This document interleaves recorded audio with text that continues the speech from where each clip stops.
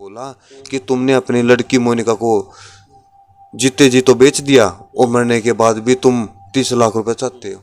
अच्छा, उसके बाद जो है अक्टूबर में आप लोगों ने एफआईआर दर्ज करवाई है। उस एफआईआर दर्ज करवाने के बाद क्या कार्रवाई हुई है?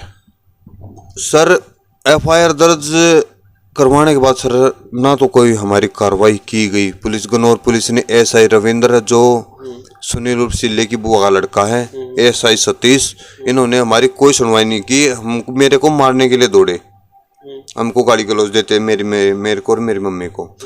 और सर फिर हम 28 तारीख को एसपी साहब से मिलते हैं। 28/10 को एक दिन बाद फिर ये इनकी व्यवहार देख के हम एसपी साहब से मिलते हैं। एसपी साहब ने हमको आश्वासन दिया कि तुम्हारी कंप्लेंट कर दी जाएगी, एफआईआर दर्ज हो जाएगी, तुम जाओ। फिर सर हमने 3-4 दिन के बाद हमारे घर पे रात को करीब 11:30 बजे अटैक होता है। हमारे कैमरे तोड़े जाते हैं और मेरी मम्मी अकेली थी घर पे। हम दोनों भाई बाहर थे, मेरा भाई पढ़ रहा था और मैं अपना कुछ काम से बाहर था। तो मेरे घर पे अटैक होता है सर रात को 11:30 बजे। मेरे घर के सीसीटीवी कैमरे तोड़े जाते हैं, मेरे इस पे घर के दरवाजे पे लात मारी जाती है। उनके पास मेरी मम्मी ने देखा कि उनके पास हथियार हैं। मेरी मम्मी डरते हुए बाहर नहीं निकली। उसने फिर सर मैं अगले दिन आया मैं, फिर हमने सर 4 तारीख को कंप्लेंट दी गन्नौर थाने में। उस पर भी कोई कार्रवाई नहीं की सर। और फिर सर उसके बाद हम महिला आयोग रेणु भाटिया से भी मिले सर और अनिल विज से भी मिले सर। और ये 16/11 को सर 16/11 को एसआई रविंदर, एसआई सतीश ये हमारे घर पर रात को करीब 8:30 बजे आते हैं।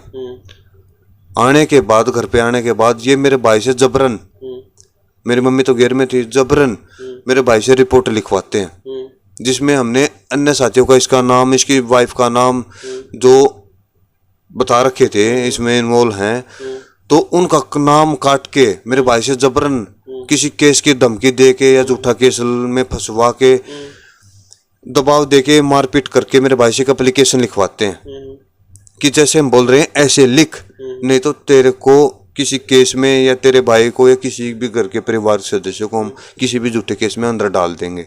और सिले की वाइफ ने जो झूठी रिपोर्ट दे रखी ना तुम्हारी, उसमें भी तुमको अंदर डाल देंगे। तो इसी दबाव में सर मेरे भाई ने वो रिपोर्ट लिखी गई। इसी दबाव में मेरी माँ से अंगूठे लगवाए गए।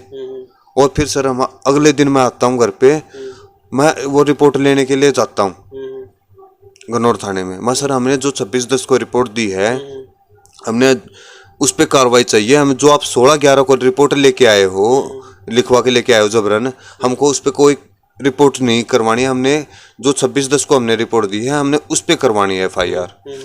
उसने बोला चाहे तुम कहीं भी चले जाओ ना, तो तुम्हारी कहीं सुनवाई होगी, चाहे खट्टर के पास जाओ, अनिल विज के पास जाओ, क्योंकि तफ्तीश तो हम नहीं करनी है।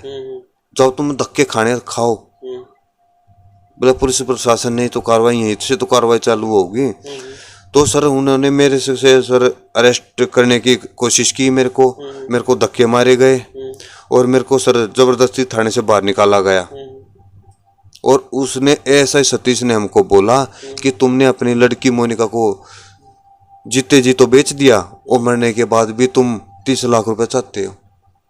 सर हमको तो पता नहीं सर कि मोनिका मर गई। सतीश आईओ को कैसे पता कि मोनिका मर गई है?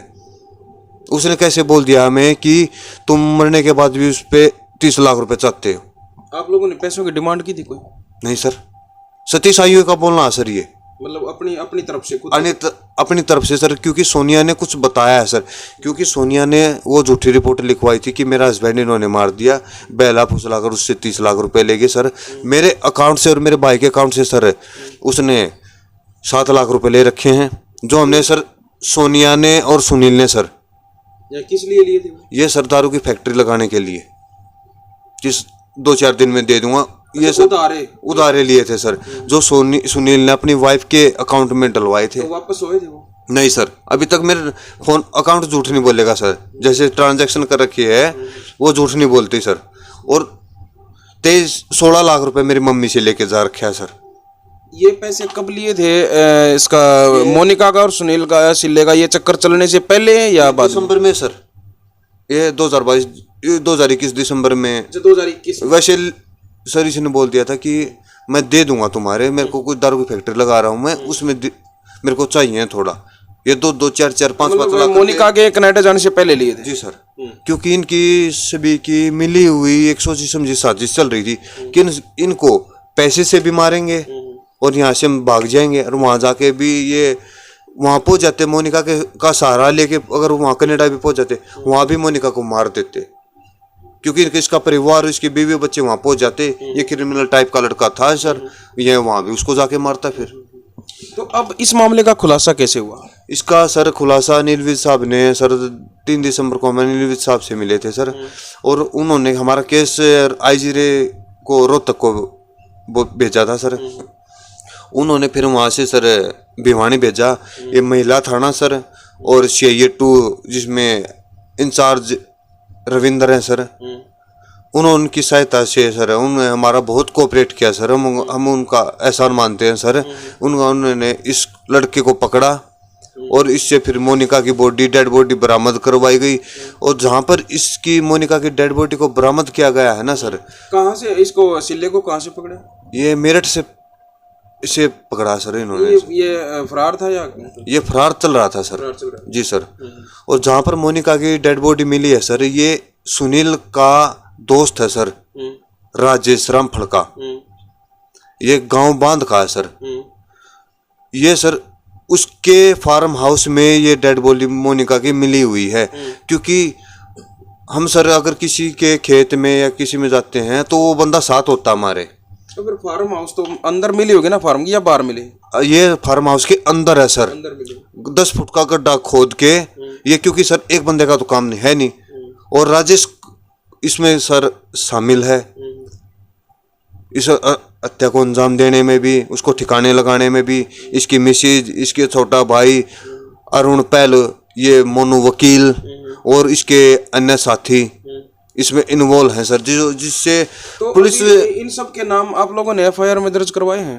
सर इन्होंने हमारा दर्ज नहीं किए थे सर, हमने जिनके नाम दिए थे शक के आधार पर, जिन्होंने मोनिका के ने बताया था कि ये मेरे साथ रेप करते हैं या इनसे मिलके वो करते हैं, इन्होंने मेरे को बताया था सर। हमने नाम 26/10 वाली में दिए थे सर। अच्छा, अभी बॉडी कब मिली है, कितनी तारीख को? ये सर परसों बॉडी मिली है सर मोनिका की। कंकाल मिला होगा? कंकाल मिला है सर। ये मोनिका की बॉडी तो क्या मिली है सर, कंकाल हड्डियाँ मिली हैं सर। जी सर। अच्छा, ये खुद सिल्ले ने बरामद करवाई है या कैसे? ये सिल्ले ने बरामद करवाई है गई है सर। पुलिस रिमांड पे उसने बताया होगा सारा, ये खुलासा किया होगा इस मामले का।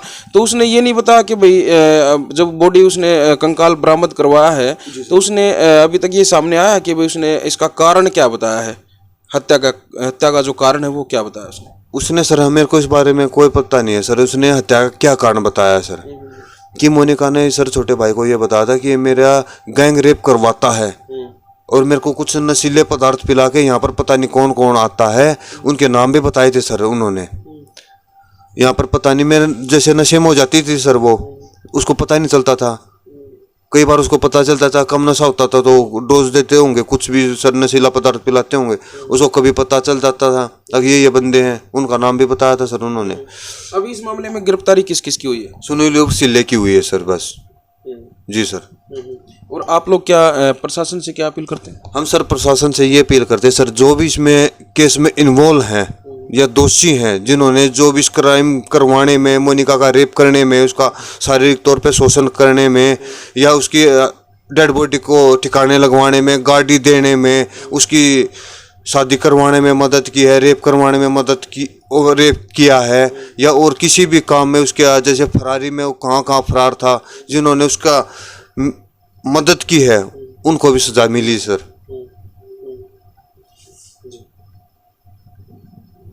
बहुत बहुत धन्यवाद जानकारी देने के लिए। तो भाई ये मामला जो आपने देखा है, और मामला अभी उलझा हुआ है क्योंकि पुलिस इन्वेस्टिगेशन में है, पुलिस अपने तरीके से मामले की छानबीन कर रही है। अभी मामले का पूर्ण रूप से खुलासा नहीं हो पाया है। मोनिका का जो है शव है, कंकाल है, वो बरामद किया जा चुका है और वो एक फार्म हाउस से उसको बरामद किया है। सिल्ले ने खुद उसके जो है निशानदेही करवा के जो है कंकाल को खुद बरामद करवाया है। और अभी तक जो है इस पूरे मामले का खुलासा जो है वो नहीं हो पाया है कि आखिर इस पूरी जो है मर्डर स्टोरी के पीछे का कारण क्या है, उस कारण को तलाशने की पुलिस जो है पूरी कोशिश करने लग रही है। क्या कुछ निकल के सामने आता है वो भी हम आप लोगों तक पहुंचाने की कोशिश करेंगे। तब तक आप जुड़े रहें हमारे साथ, देखते रहें हरियाणा 108। जय हिंद, जय हरियाणा।